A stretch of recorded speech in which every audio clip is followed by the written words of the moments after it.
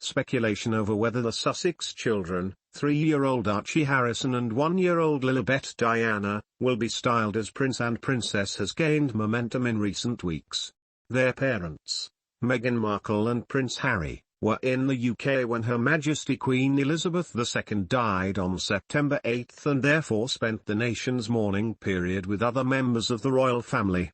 Upon Queen Elizabeth's death, her eldest son inherited the throne, meaning Archie and Lilibet's grandfather, King Charles III, became the monarch and, as outlined in a 1917 letters patent, his grandchildren in the male line became prince and princesses, if not already styled as such.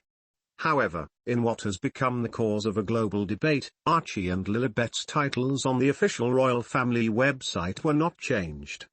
This stood in contrast to the titles of Prince William, Kate, Princess of Wales and their 3 children, whose names were altered to reflect the shift within the monarchy.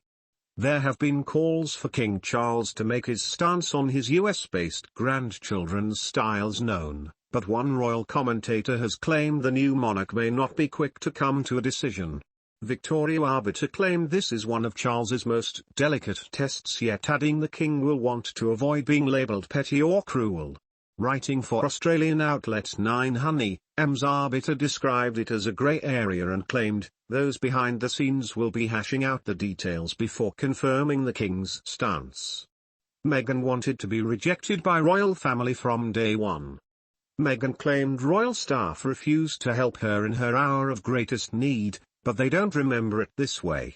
In fact, some saw Meghan's refusal of help as a deliberate strategy.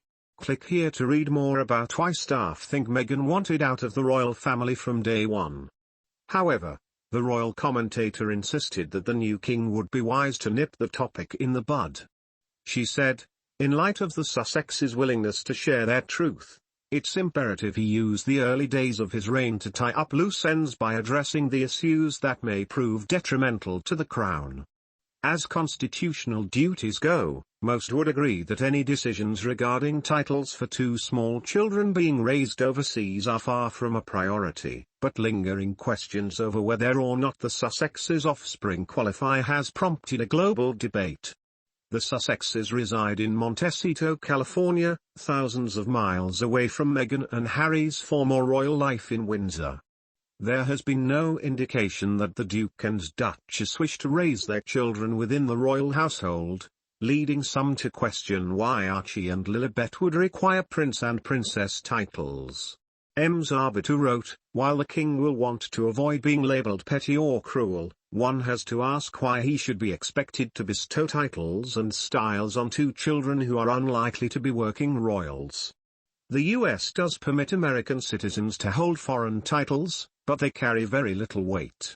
With the benefit of hindsight, the Sussexes may eventually see that if he does choose not to offer their children the titles they crave, he will have granted them a gift far greater than any HRH, the unrestrained freedom their parents relinquished royal life to secure.